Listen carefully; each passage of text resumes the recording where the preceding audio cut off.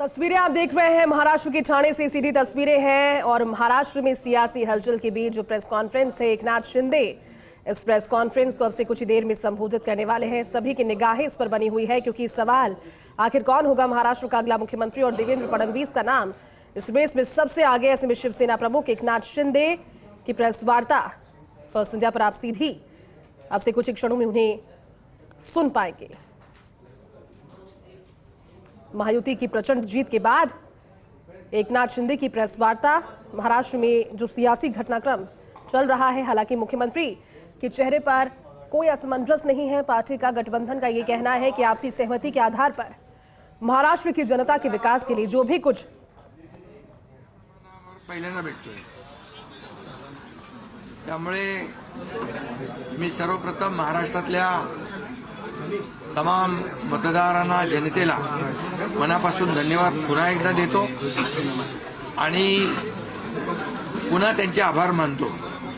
याचं कारण एवढ्या मोठ्या प्रमाणामध्ये हा जो काही विजय मिळालेला आहे ही लँडस्लाइड विक्ट्री आहे, अतिशय मोठा विजय।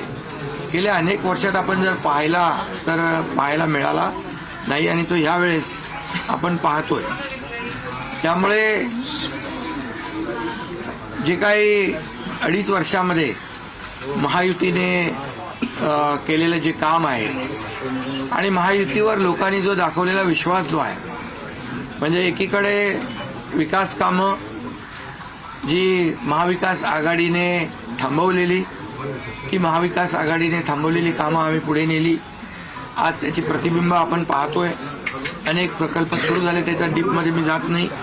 आणि दुसरीकडे कल्याणकारी योजना ज्या आहेत, तर विकास आणि कल्याणकारी योजनांची सांगड आम्ही घातली आणि त्यामुळे मोठ्या प्रमाणावर मला वाटतं हा विजय जो आहे हा जनतेचा विजय आहे आणि आम्ही सगळ्यांनीच महायुतीच्या सर्व कार्यकर्त्यांनी या निवडणुकीमध्ये एवढं प्रचंड काम केलं। मला तर आठवतंय मी पहाटेपर्यंत काम करायचो, पुन्हा थोडे 2-3 तास झोप घेतल्यानंतर पुन्हा माझी सभा असायची। असे हे चक्र जे आहे हे सत्र पूर्ण निवडणुकीवर चाललं। मला वाटतं 100-80-90 सभा ज्या आहेत त्या घेतल्या। प्रवास मला वाटतं मोजलेला नाही मी, पण प्रवासही निवडणुकीमध्ये प्रचारादरम्यान एवढा केला। अनेक पायाला भिंगरी लावून जसे कार्यकर्ते काम करतात, एक साधा कार्यकर्ता म्हणून काम करतो त्याप्रमाणे मी काम केलं।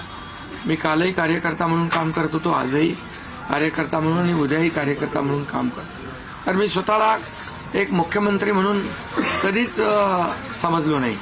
मी एक कॉमन मॅन म्हणून काम केलं। मुख्यमंत्री सीएम म्हणजे कॉमन मॅन अशी माझी धारणा आणि त्या कॉमन मॅनच्या धारणेमुळे मला कॉमन मॅनमध्ये जाताना कुठलाही प्रोटोकॉल कुठलाही अडथळा येत नव्हता, कारण मी स्वतःला ते समजत होतो आणि मी मनाशी एक निश्चय केला होता की या कॉमन मॅनसाठी, या सर्वसामान्य जनतेसाठी या महाराष्ट्रातल्या सरकारमधून आपण काही ना काही केलं पाहिजे। आणि म्हणून कारण मी देखील एक सर्वसामान्य कुटुंबातून आलोय, शेतकरी कुटुंबातून, सर्वसामान्य कुटुंबातून। या जे काही सर्वसामान्य कुटुंबाच्या वेदना व्यथा मी पाहिलेल्या आहेत। मी भाषणात देखील अनेक वेळा म्हणालो, माझ्या आईचा विषय मी मांडला, पत्नीचा माझा विषय मांडला की कशी ते सगळे काटकसर करायचे आणि कसं घर महिना चालवायचे, कसं त्यांचं नियोजन असायचं, याचं बिल त्याचं बिल सगळं कसं। आणि ते माझ्या डोक्यामध्ये पहिल्यापासून होतं की ज्या दिवशी अशा प्रकारचा अधिकार माझ्याकडे येईल त्यावेळेस मात्र मी माझ्या सर्वसामान्य लोकांसाठी, मग त्या लाडक्या बहिणी असतील, लाडके भाऊ असतील, लाडके शेतकरी असतील, लाडके ज्येष्ठ असतील, या सगळ्यांसाठी किंबहुना काही आपले रुग्ण असतील, या सगळ्यांसाठी मी काही ना काही केलं पाहिजे अशी भावना माझ्या मनामध्ये होती। कारण शेवटी ते त्याच्यातून जावं लागतं माणसाला, तेव्हाच त्या वेदना कळत असतात। आता श्रीमंत माणूस पैशाच्या राशीत लोळणाऱ्या माणसाला कळेल कसं? सोन्याचा चमचा घेऊन जन्माला आलेल्या लोकांना कशी गरिबी कळणार?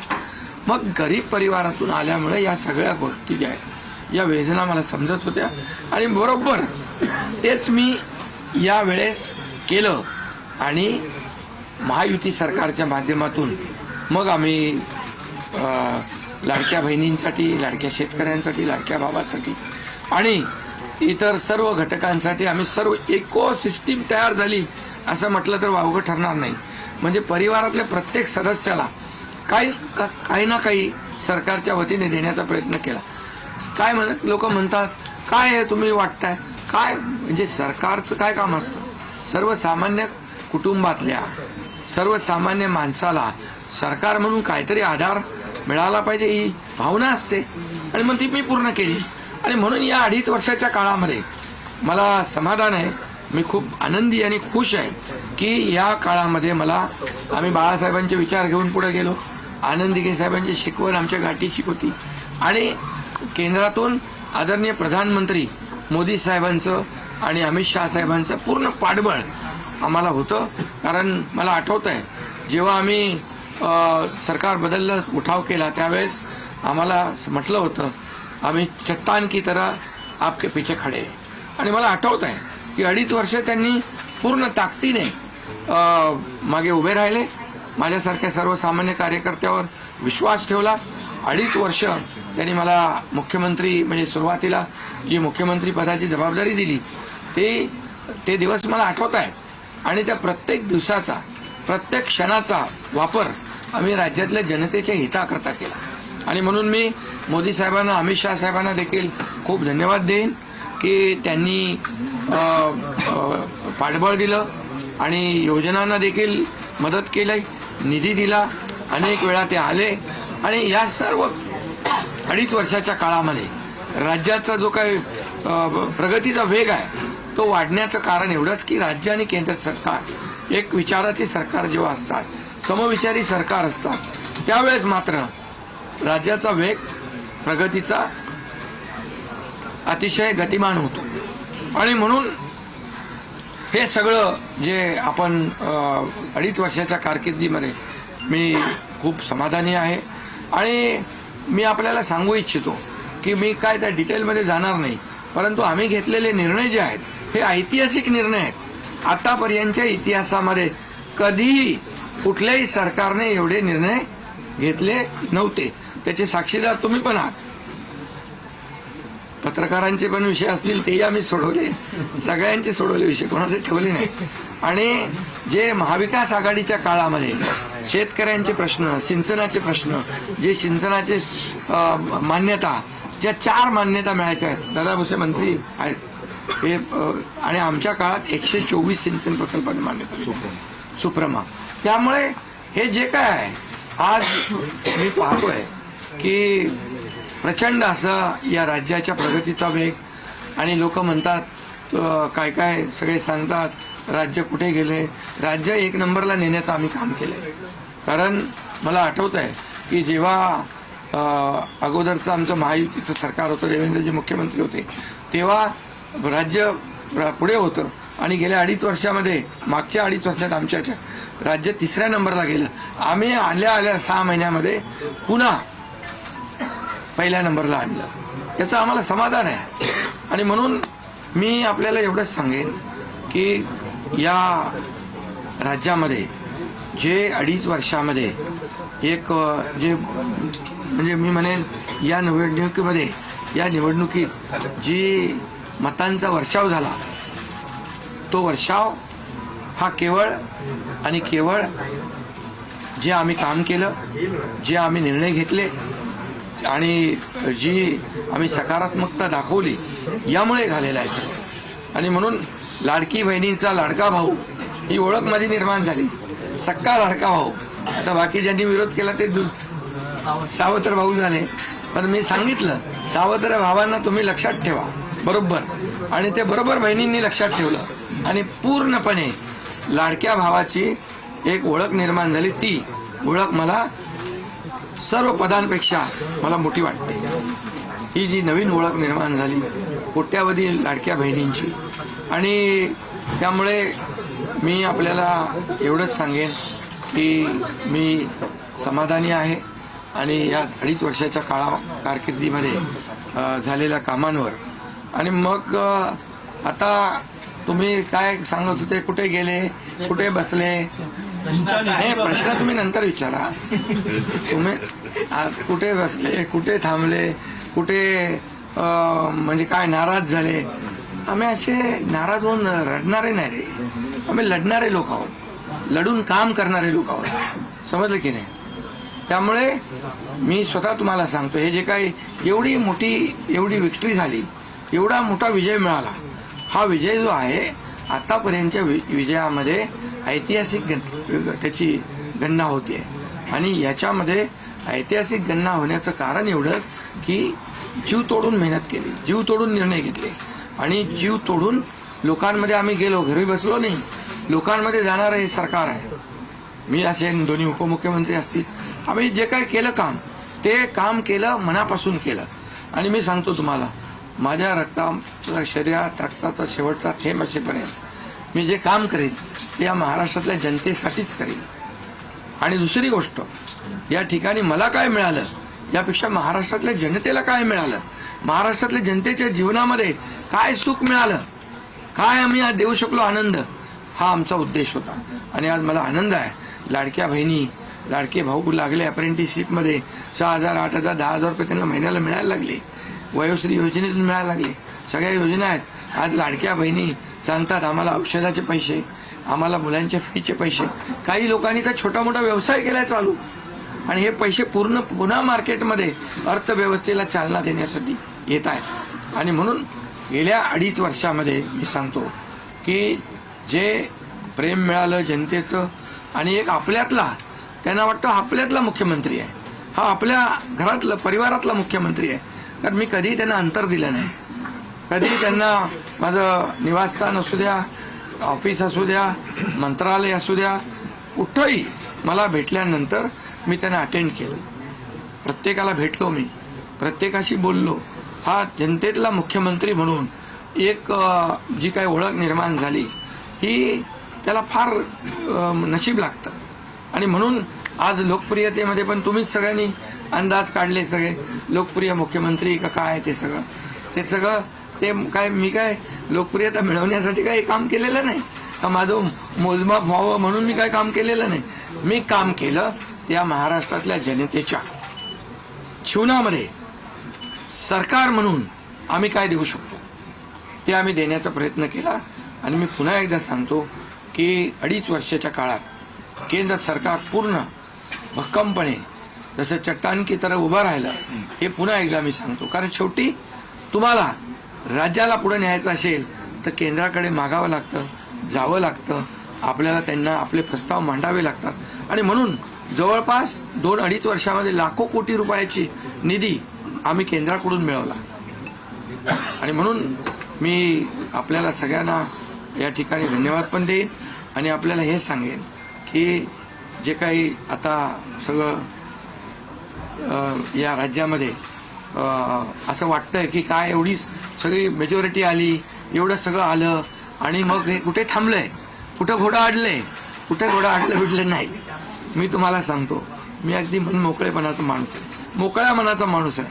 मी कुठेही कुठलंही धरून ठेवणं, ताणून धरणं असल्यातला माणूस नाही आहे.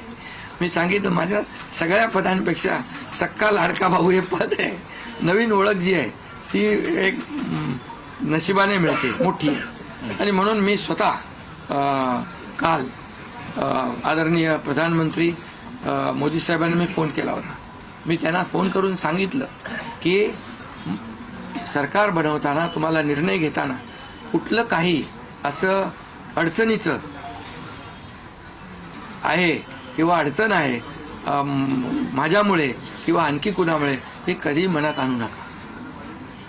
तुम्ही आम्हाला मदत केलेली आहे, तुम्ही आम्हाला 2.5 वर्ष संधी दिली या ठिकाणी या राज्याचा विकास करण्यासाठी, या राज्यामध्ये उद्योगधंदे आणण्यासाठी, सगळं करण्यासाठी. त्यामुळे तुम्ही निर्णय घ्या.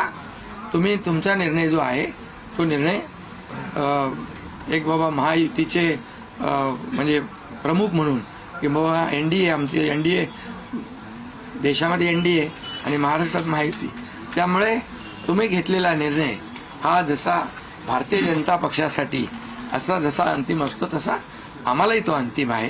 त्यामुळे तुम्ही निर्णय घेताना कुठलंही काही असं वाटू नका की माझी अडचण आहे का, एकनाथ शिंदे काय अडचण आहे का, बिलकुल नाही. त्यामुळे मी काल मोदी साहेबांनाही फोन केला, अमित शहा साहेबांनाही फोन केला.